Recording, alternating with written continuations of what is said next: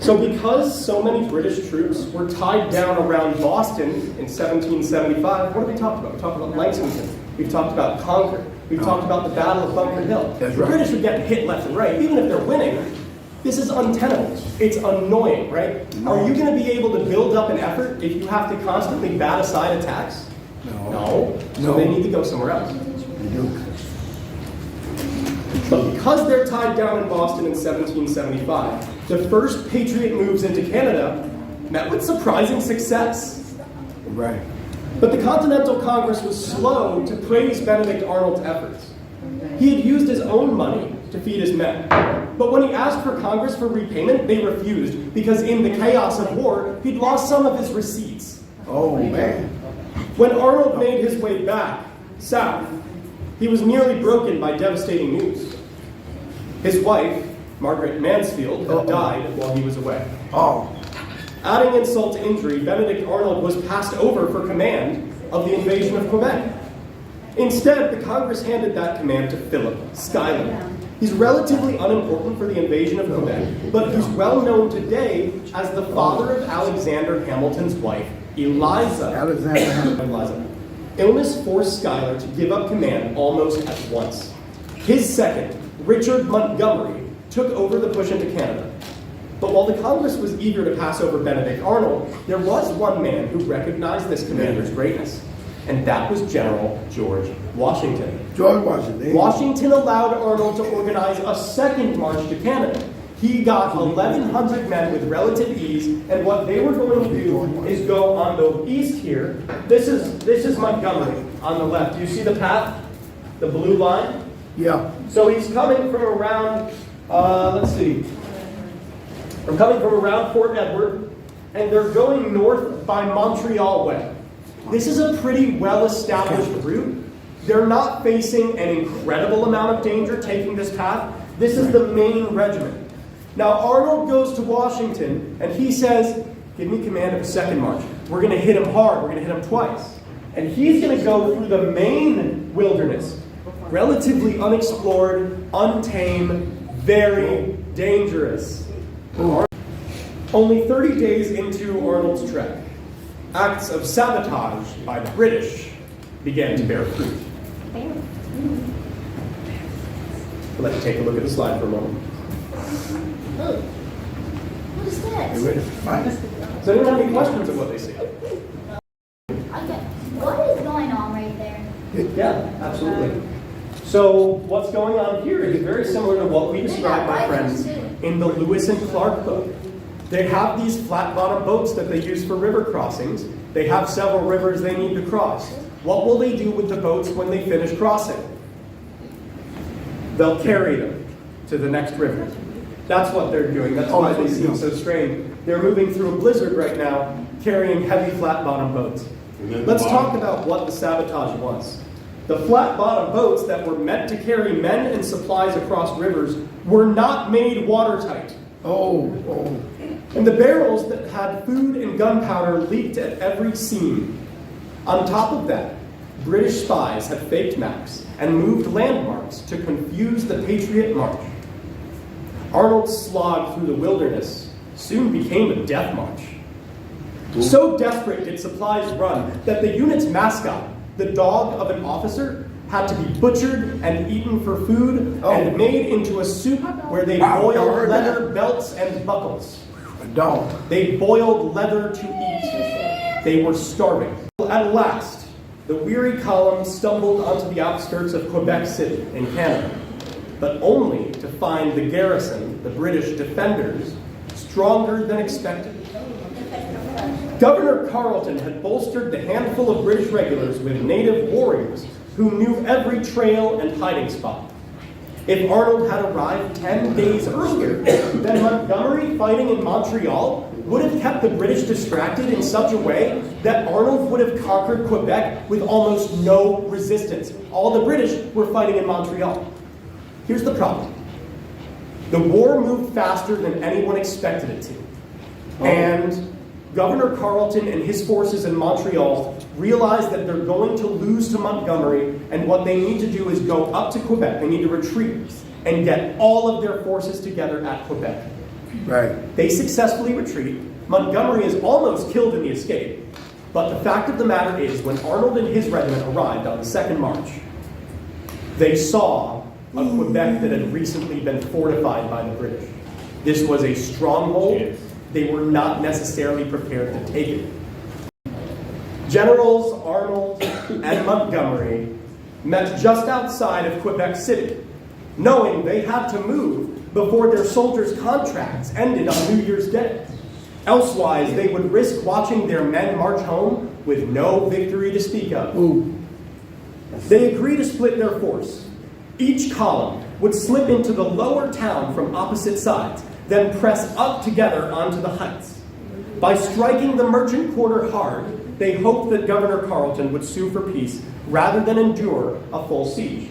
If you'll take a look here, I have a picture of the city of Quebec.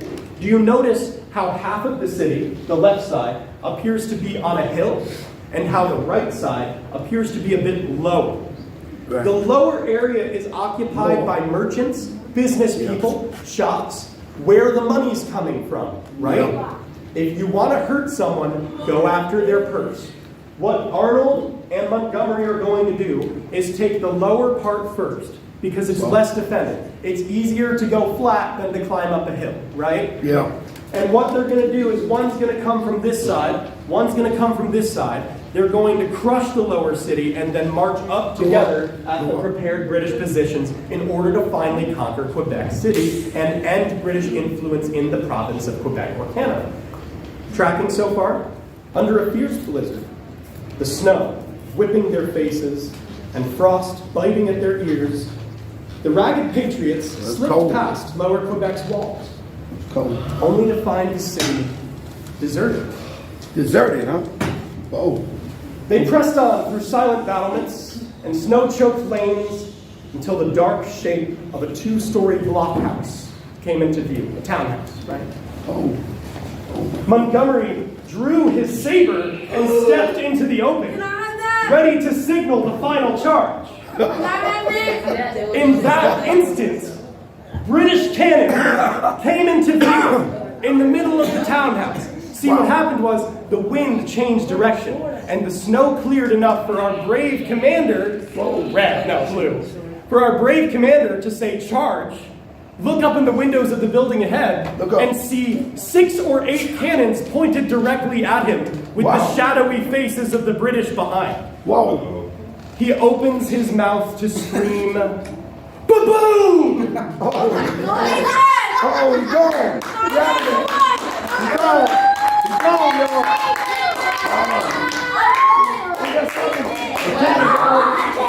Unfortunately, grape shot, which I've described before, is like a cannonball with a wad, like a shotgun. Cuts through his neck. Part of it goes into his skull and lodges into his brain with a wet thud. And Montgomery hits the snow in a pool of red. His fellow officers, those immediately around him, also lay dead, and those further back try to get the bodies to safety, but are discouraged by British fire.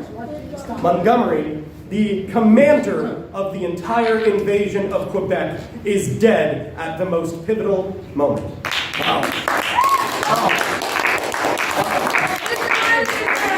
I will let you play out.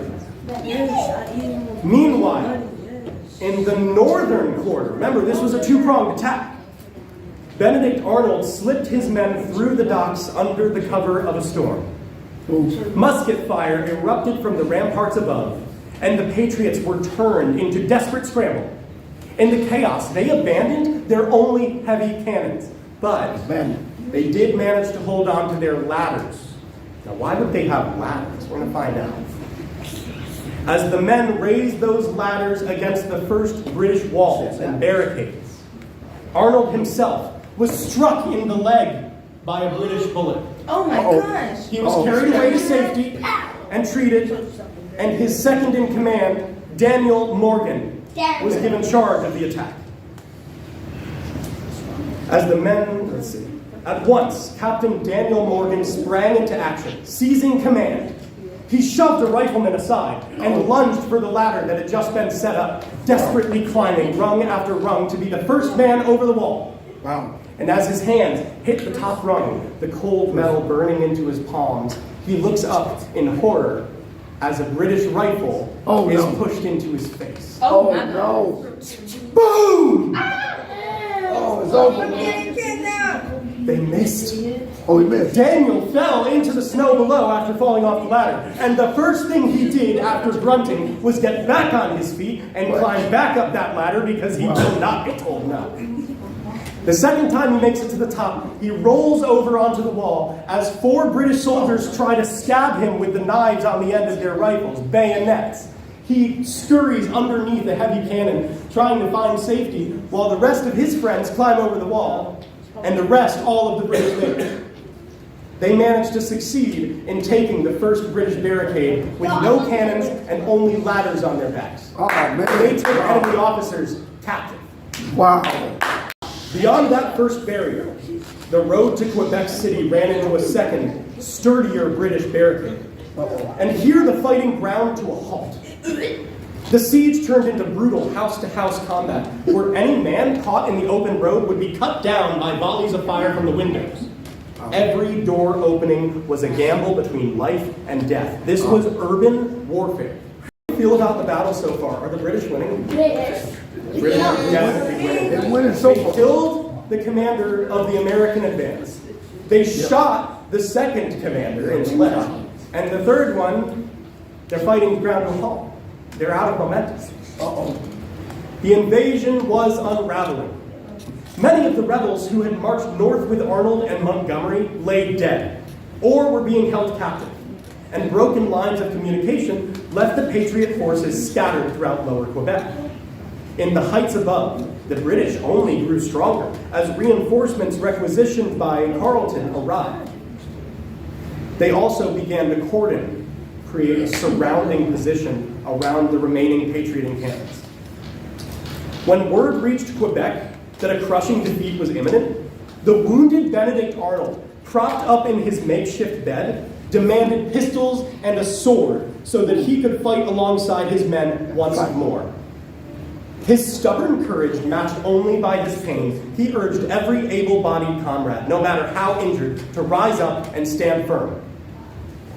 Governor Carleton, recalling the lessons of the French and Indian War some 20 years before, refused to charge the battered Patriot camps. Instead, he settled in for a siege, choking off supplies and waiting for hunger and cold to do his work for him.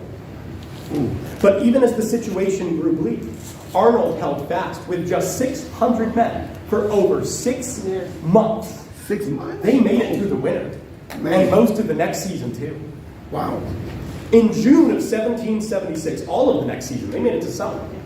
General John Burgoyne brought fresh British regulars up from Boston and ended any hope of Patriot advance in the region. Pause. Why did the British leave Boston? They won. Because they were driven out. Oh, they're driven This out. is how war works.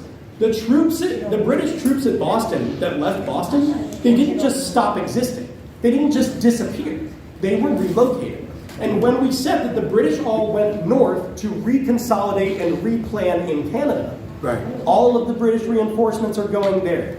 Oh. If you're Benedict Arnold and you're camping out with the hope of a miracle, and suddenly 10,000 more enemies arrive, it's time to leave. Can't believe. Right? It's a lost cause. But that's why, and I think it's really cool that the stuff we've already studied, the Battle of Bunker Hill, leads the British troops to go all the way north to Canada and change the outcome of a battle there. In 1776, General John Burgoyne brought fresh British regulars up from Boston and ended any hope of Patriot advancement into the region. True to a promise he had made to his men, Benedict Arnold was the last American to leave Canada, and I mean that. He was the last feet to leave. Wow. What he did was he and a second in command took their horses, and they went down to the bank of the Champlain River. They shot their horses so that they wouldn't be captured, and Arnold took his boat, dragged it out himself, got on, and kicked off. He was the last man to leave Canada as the British soldiers came up to the shore to watch him escape. Wow. They missed him. Though the capture of Quebec might have given the United States a powerful bargaining chip against Great Britain, its loss instead demonstrated the need for longer contracts for the soldiers. A year is not going to cut it. This is a long war we're going to be Long war. No one would be fooled again into thinking this revolution would be over quickly. For his indomitable spirit, Arnold was promoted to brigadier general by the Continental Congress, and he earned Washington's deepest trust. And as a side note, amid the retreat, a young lieutenant named Aaron Burr tried to drag Richard Montgomery's body to safety. He had to stop when British gunfire landed around his feet. This is one of the origins of Aaron Burr, the man who was responsible for the murder of Alexander Hamilton. But I want to tell you, Why you do it? Why? so who remembers Thomas Paine? Thomas Paine? He wrote Common Sense, Common sense. talking about how it's common sense for us to be independent from Great Britain. He was also the one responsible for engraving the Boston Massacre, that art piece we saw that made the Americans angry, right? Thomas Paine also wrote a play after the Battle of Quebec. Yeah. This play is called Yeah. A Dialogue Between the Ghost of General Montgomery, hello, and an American delegate. What's a delegate? What's a delegate? A representative. This is going to be an American who is traveling to Great Britain to try and make peace. Montgomery is going to say, there is no cause for peace with Great Britain. And if we accept the king's peace, then he can wage, if we accept the king's peace, he can wage war, again, anytime he desires. Montgomery also makes a reference to someone who we studied before. French and Indian War, General Wolfe. General Wolfe was the British general at Montreal or Quebec, I forget which one, and he was the commander. He commanded from the front. Montcalm, the French general, also commanded his men from the front. And in that battle, both of them were shot and killed. Wolfe was a martyr. He died securing victory for the British in Canada. That's why Quebec is a British province. So we're going to hear Montgomery compare himself to General Wolfe because he died in very similar circumstances. And he's going to explain why he was glad to have died in the way he did. Welcome to this retreat, my good friend. If I'm mistaken not, I now see the ghost of the brave General Montgomery. I am glad to see you. I still love liberty in America, and the contemplations of the future greatness of this continent now forms a large share of my present happiness. I am sent here upon an important errand, to warn you against listening to the terms of accommodation from the court of Britain. No, I see no offers from Great Britain, but of pardon. The very word is an insult upon our cause. To whom is pardon offered? To virtuous freemen. For what? For flying to arms in defense of the rights of humanity. And from whom do these offers come? From a royal criminal. You have furnished me with a new reason for triumphing in my death. I had rather have it said that I died by his vengeance than lived by his mercy. But you think nothing of the destructive consequences of war. How many cities must be reduced to ashes? How many families must be ruined? How many widows and orphans must be made should the present war be continued any longer with Great Britain? I think of nothing but the destructive consequences of slavery. The calamities of war are transitory and confined in their efforts, but the calamities of slavery are extensive and lasting in their operation. I love mankind as well as you, and I could never restrain a tear when my love of justice has obliged me to shed the blood of a fellow creature. It is my humanity that makes me urge you against reconciliation with Great Britain. For if friendship takes place, nothing can prevent the American colonies from becoming the seat of war as often as the King of Great Britain renews his quarrels with any of the colonies or with any of the belligerent powers in Europe. I tremble at the doctrine you have advanced. I see you are for the independence of the colonies of Great Britain, or from Great Britain. I am for permanent liberty, peace, and security to the... For my part, If I thought this continent would ever acknowledge the sovereignty of the Crown of Britain again, I should forever lament the day in which I offered up my life for its salvation. The King is the author of all the measures carried on against America. The influence of bad ministers is no better apology for these measures than the influences of bad company is for a murderer who expiates his crime under a gallows.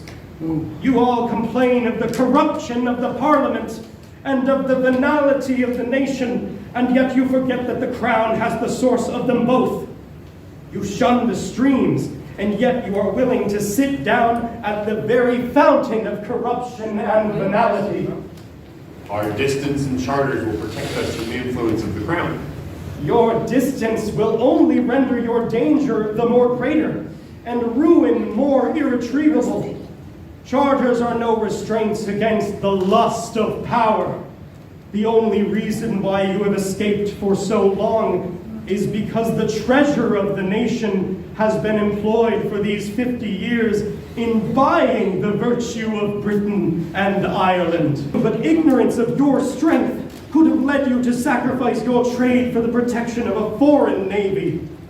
A freedom from the restraints of the acts of navigation I foresee will produce such immense additions to the wealth of this country that posterity will wonder that ever you thought your present trade worth its protection. Already, it will be cruel to bequeath another contest to your posterity.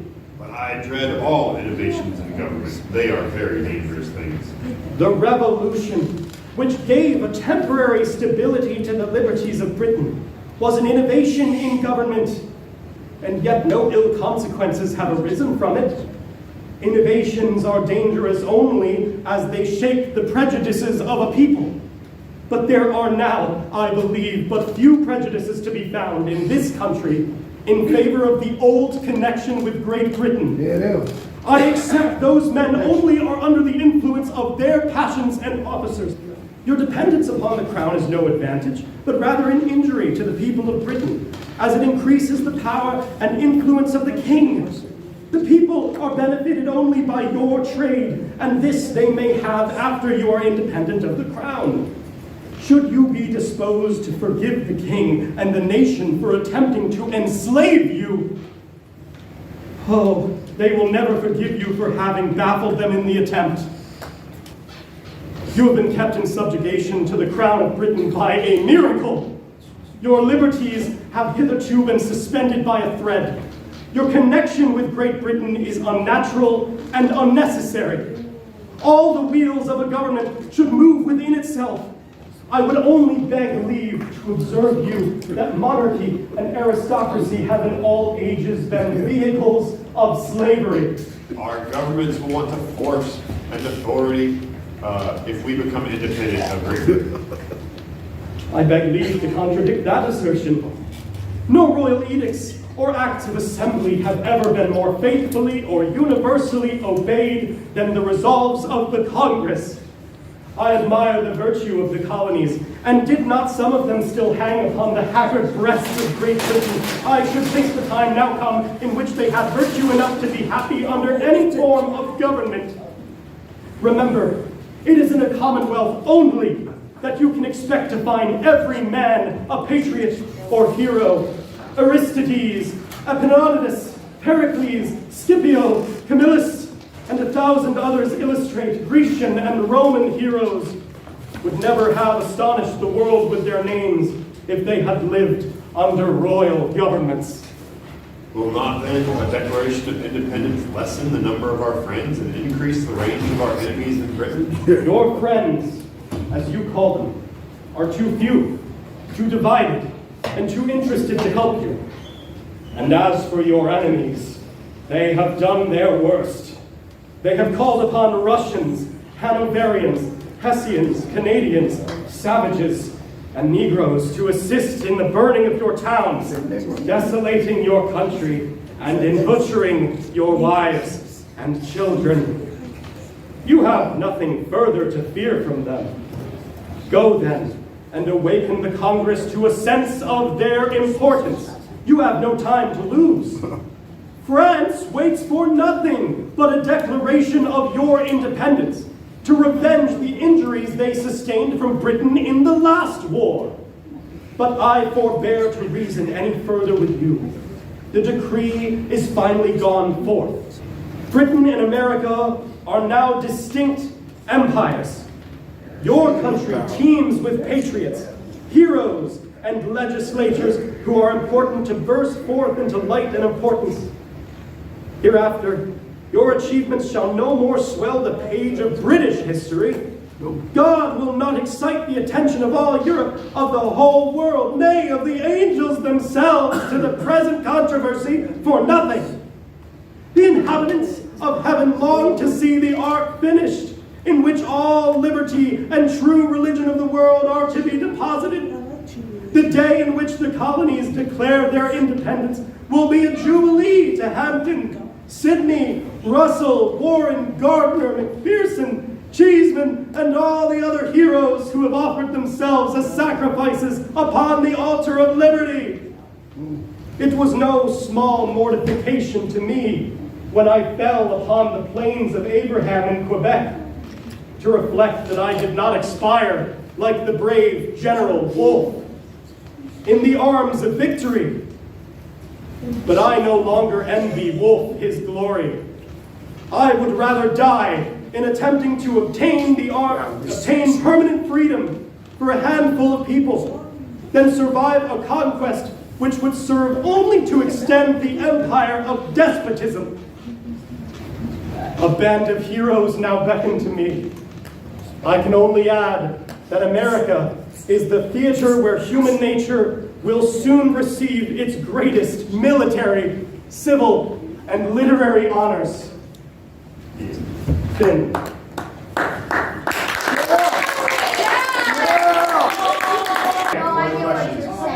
What my person was saying was all the problems